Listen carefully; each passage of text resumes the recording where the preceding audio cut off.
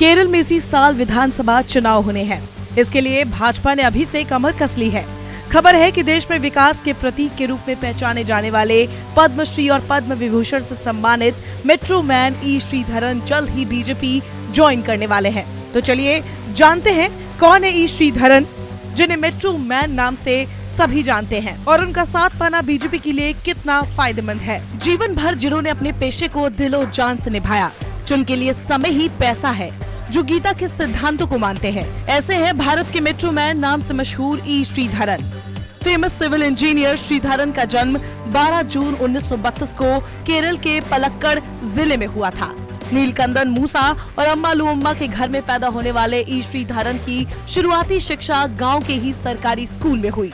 इसके बाद senior secondary पालाघाट और बाद में सिविल इंजीनियरिंग की डिग्री के लिए वे आंध्र प्रदेश के काकीनाडा गए। पढ़ाई के बाद शुरुआत में कुछ समय के लिए शिक्षक बने, लेकिन जल्द ही यूपीएससी क्वालिफाई करने के बाद भारतीय रेल में अपनी सेवाएं शुरू की, जिसके लिए भारतीय रेल उन्हें हमेशा याद करता है। श्रीधरन की सबसे बड़ी खासियत यही है कि वो अपना काम हमेशा टाइम से पहले और बजट के अंदर ही कर लेते हैं। समय के बिल्कुल पाबंद श्रीधरन की इसी कार्यशैली ने भारत में सार्वजनिक परिवहन का चेहरा ही बदल दिया, और इसके कई उदाहरण हैं। 1963 जब साइक्लोन की वजह से रामेश्वरम और तमिलनाडु को आपस में जोड़ने वाला पंबन पुल टूट गया था, रेलवे ने उसके पुनर्निर्माण के लिए 6 महीने का लक्ष्य तय किया, लेकिन उस क्षेत्र के इंचार्ज ने यह अवधि 3 महीने की कर दी और जिम्मेदारी सौंपी श्रीधरन को। श्रीधरन ने सिर्फ 45 दिनों के अंदर ही काम करके दिखा दिया। भारत की पहली मेट्रो सेवा कोलकाता मेट्रो की योजना भी मेट्रो मैन ई श्रीधरन की देन है। देश की पहली मेट्रो कोलकाता मेट्रो जब 1970 के दशक में बनने जा रही थी, तो उस प्रोजेक्ट की प्लानिंग और डिजाइन का पूरा जिम्मा उन्हें ही सौंपा गया था। उस समय ई श्रीधरन कोलकाता मेट्रो में डिप्टी चीफ इंजीनियर के पद पर तैनात थे। दिल्ली के विकास में ई श्रीधरन के योगदान को कौन नहीं जानता। वे 1995 से 2012 तक दिल्ली मेट्रो के निदेशक रहे हैं। दिल्ली और कोलकाता मेट्रो के अलावा कोची, लखनऊ और जयपुर में मेट्रो सेवा विकसित करने में भी ई श्रीधरन ने योगदान दिया है। अक्टूबर 1989 में वो भारत में सबसे बड़े जहाज निर्माण और रखरखाव की सुविधा कोचीन शिपयार्ड लिमिटेड में शामिल हुए थे।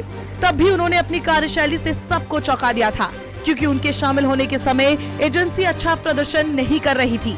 हालांकि श्रीधरन के निर्देशन में एजेंसी ने अपना पहला जहाज एमवी रानी पद्मिनी का निर्माण किया और उसे लॉन्च भी किया।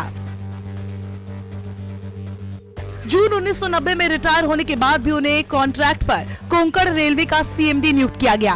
कोंकण रेलवे परियोजना, जिसमें 82 सुरंगों की कुल लंबाई 82 किलोमीटर थी और नरम मिट्टी के जरिए सुरंग बनाना था, भारतीय रेलवे की विशिष्ट परियोजनाओं से ये बहुत अलग थी। कुल परियोजना में लगभग 760 किलोमीटर की दूरी तय की गई और इसमें 150 से अधिक पुल थे, लेकिन श्रीधरन के नेतृत्व में काम 7 साल के अंदर पूरा हो गया। 88 साल के श्रीधरन की घोर तपस्या के लिए उन्हें कई सम्मान भी मिले हैं। ई श्रीधरन को विकास कार्यों में उनके योगदान के लिए साल 2001 में पद्मश्री और 2008 में पद्म विभूषण अवार्ड से नवाजा गया था। इसके अलावा फ्रांस सरकार ने साल 2005 में उन्हें अपने सर्वोच्च नागरिक सम्मान से सम्मानित किया था, जबकि टाइम मैगजीन ने ई श्रीधरन को एशिया का हीरो का टाइटल दिया था। भाजपा को पता है इस तरह की शख्सियत को चुनाव में उतारना एक फायदे का सौदा होगा। श्रीधरन की बेदाग छवि का लाभ निश्चित तौर पर बीजेपी को आगामी विधानसभा चुनाव में मिलेगा। इसीलिए केरल बीजेपी प्रेसिडेंट के सुरेंद्रन ने गुरुवार को इस बात का ऐलान किया कि मेट्रो मैन के नाम से मशहूर ई श्रीधरन 21 फरवरी को विजय यात्रा के दौरान पार्टी में शामिल होंगे। अब देखना होगा चुनाव में श्रीधरन को कौन सी जिम्मेदारी दी जाती है।